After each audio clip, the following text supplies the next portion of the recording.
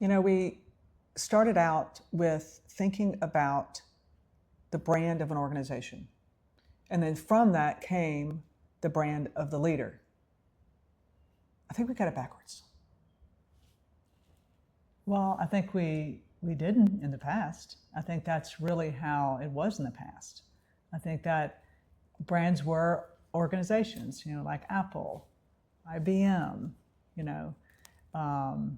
and actually maybe Apple was one of the brands where it really started off too, where a leader, he was Steve Jobs, when he was definitely a brand.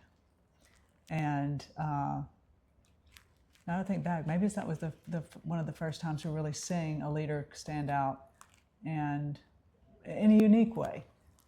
I think Warren Buffett. Yeah, I think Warren there probably some before him. Well, obviously there were many before him, but recently, when it was really, at least I can remember that. Obviously, because we love Mac. I remember that distinctively about how unique he was, and how he was so connected to the brand, and the impact it had when he left. Mm-hmm.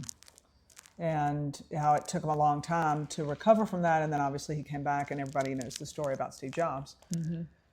Something to think about. If you own a company or run an organization, ask yourself this simple question.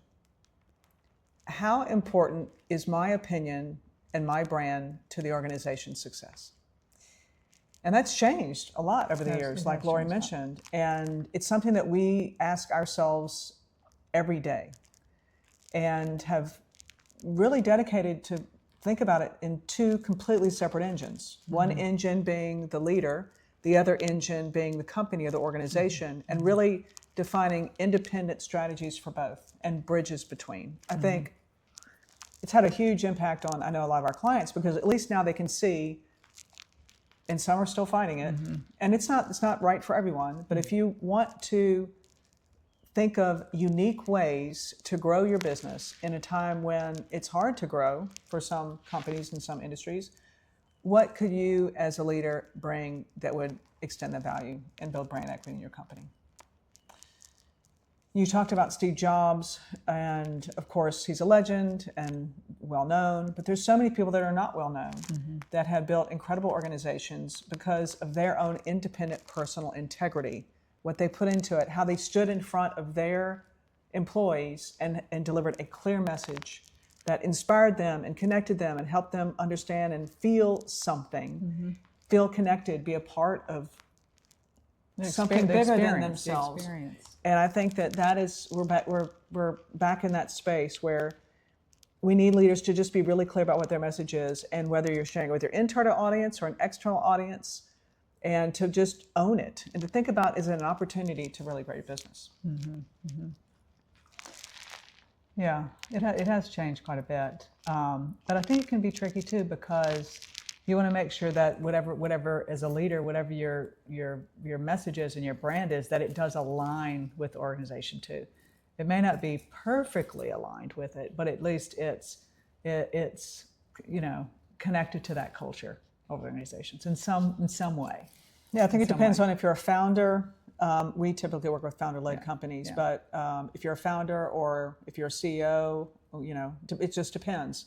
Because on the CEO side of things, we've had a couple experiences recently where the CEO moved to another company, and then they established a thought leader brand with the company that they were previously leading, which creates some interesting friction. In this case that I'm thinking about, it was very positive, because that leader brought that brand equity and that overriding message with them, and it really helped the other company grow. So that was kind of an interesting project client. Yeah, it's interesting how you're talking about the founder, because we do, most of the time work with founder-led companies, but we also work with a lot of companies that have new leadership, and I think it is important to establish that leader as a thought leader, because it really helps build the company's brand, and it puts a face on the brand. So now with these digital assets that we're building, we'll see how that shakes out with a digital twin that might also represent a company, and the authentic human does as well, and how they work collectively together. I just think it's going to be interesting where the edge of where we end as humans and where we evolve into artificial intelligence, or what they're calling now identic AI. Be interesting where that moves into the future. But what will not change is what you stand for and the difference you make in the world, and what you bring to a brand, what you bring to a company, what you bring to a message as a person, and getting really clear about what that is right now, because it's so distracting. And I know that It's too much.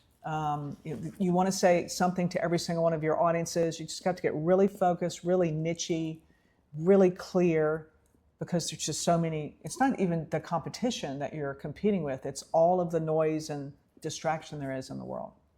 You mentioned just now, digital twin representing the company or the leader.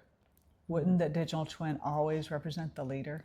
No, because you can have a digital twin of a company too. So many of us are already seeing these, even in the content that we're seeing companies post in social channels. That is a digital twin, because it's a digital representation of a company.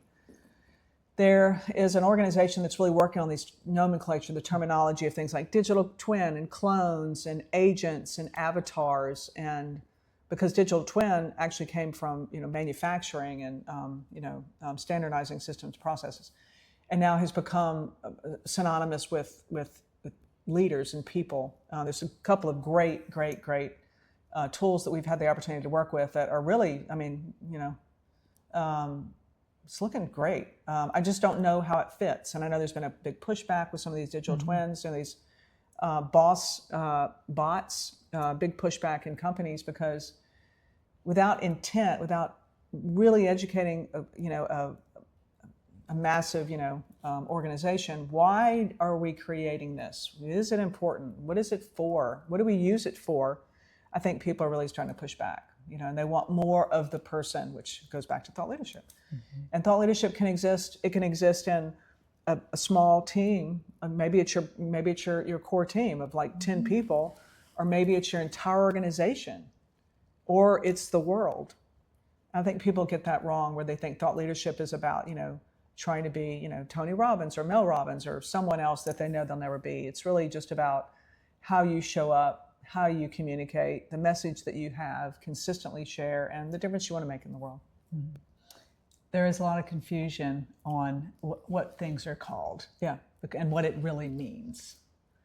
So you're saying that a digital twin is not just like, obviously we're twins, but not just someone that looks like you, but it's also someone that sounds like you, like in terms of, even if it's not a visual thing, it's a written thing as well? Well, again, loosely, they're now called, if it's just a text version, now they're calling them digital minds. I think we're in a place where we're trying to find the right definitions for what we know and what we believe, what we anticipate is coming.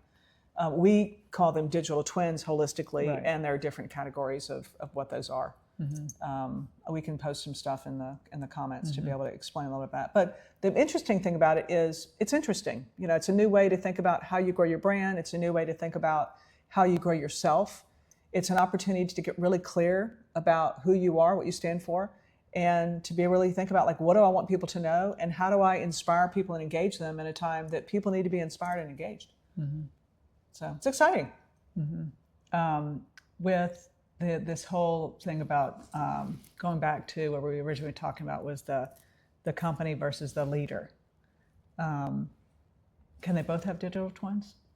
Of course they can. Again, blurry, because if you think about building an agent based on company information, if you even build maybe, let's say, a Salesforce agents based on the systems and processes and even marketing material and content, that is essentially a digital twin, because it's a digital version of a live Salesforce or a live company. I'm still in the process of staying open, because I think there are a lot of tools that haven't even been introduced yet, that haven't been, created. I think on the digital twin side, I'm still not even clear about what the ultimate tool is going to be. So I'm trying to stay really open and just for what is coming. I mean, I'm anticipating things, I'm expecting things, but it could be something totally different.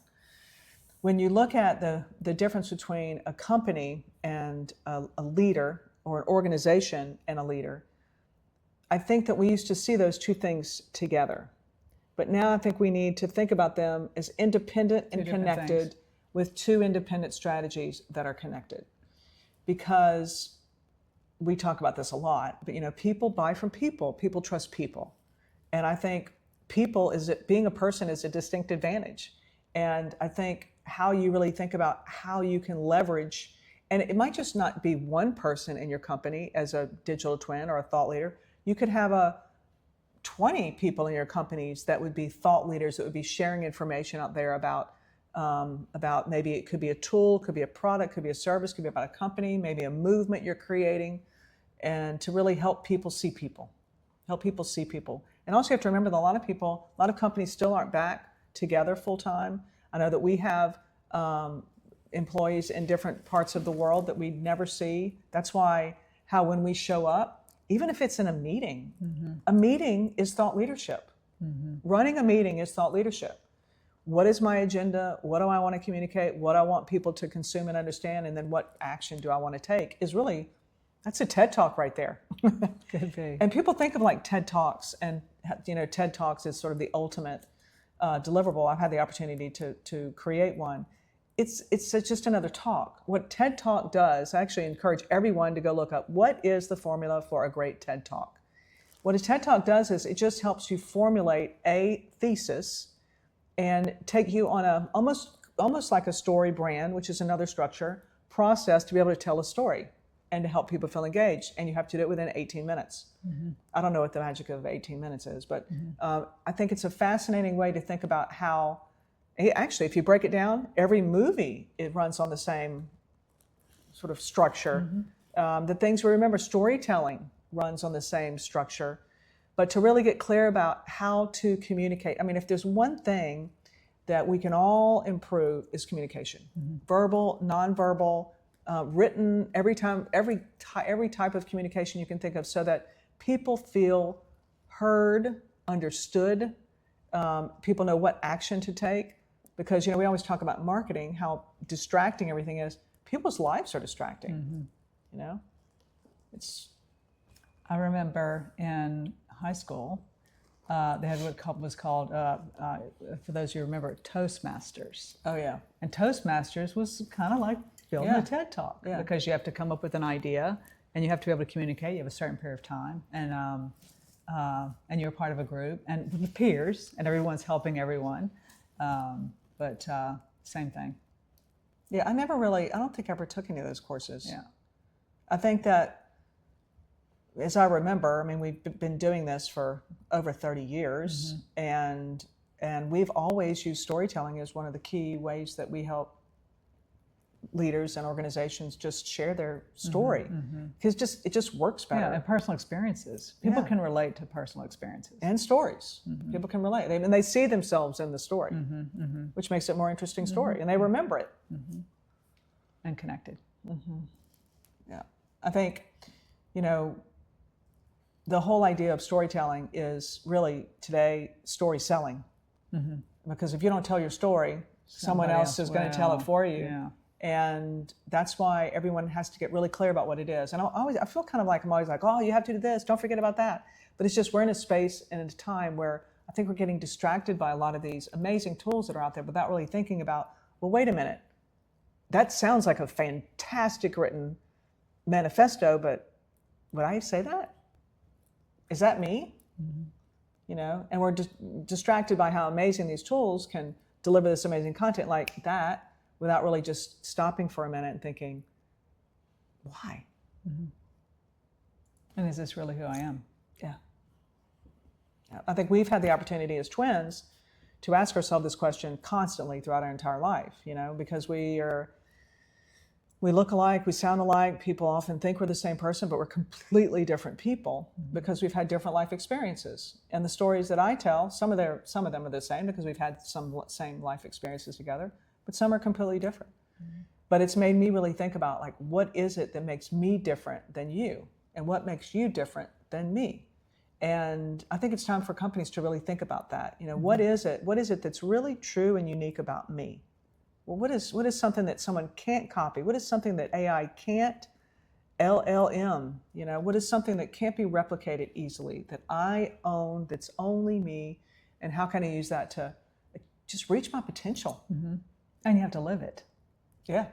Yeah. It can't just be an idea. It has to be literally what your distinct advantage is. Yeah. Yeah. It's an interesting time. I love it. Well, I have a question. So we're talking about companies and leaders. So let's say that you're building thought leadership, the leaders with the organization. What happens when that leader leaves? A big topic right now. If you even think about the digital twin side too, let's say a leader builds a digital twin that represents a company. Who owns the digital twin when the leader leaves the company? I don't know. You may have seen Taylor Swift has just put all of these things in place. I think she's Tony Robbins has done it. I think there are people that are leading this that we should watch, and they're ahead of the game in terms of their own personal IP. We've been looking into how do we create trademarks or some sort of patent on someone's face. Difficult to How do you do it? How do you do voice? We have the same voice. Like I can look at Lorrie's phone and unlock it with my face. And her banking app thinks I'm her. So a little more difficult for us, but for others, and you think of biometrics and you think about fingerprints and all the things that make us unique, how can we really think about that in terms of how we show up? So back to your question about who owns the brand of the leader when the leader leaves, I think something you have to think about. That's why I think they need independent strategies that have bridges between them. Because we know we're all going to evolve and change. 30 years ago, you worked for a company for 30 years. Today, you may work for a company for 30 days. A company may only exist for 30 days, if it's a startup and if it's a unicorn. But really, it's just really time. We're humans, and just to ask yourself a simple question: why am I here? What do I stand for? What is my unique message? And I guarantee it can be the thing that's been missing your entire life, that once you figure out what it is, everything gets simple and you grow, and in turn, your company does too. Clarity. Clarity. Such a big, powerful, foggy word. But I think, we all have an opportunity to think about the uniqueness of the brand of a leader and the brand of a company, and how you can leverage both of those strategies to really think about how you position yourself in this very disruptive, interesting time. See you next time.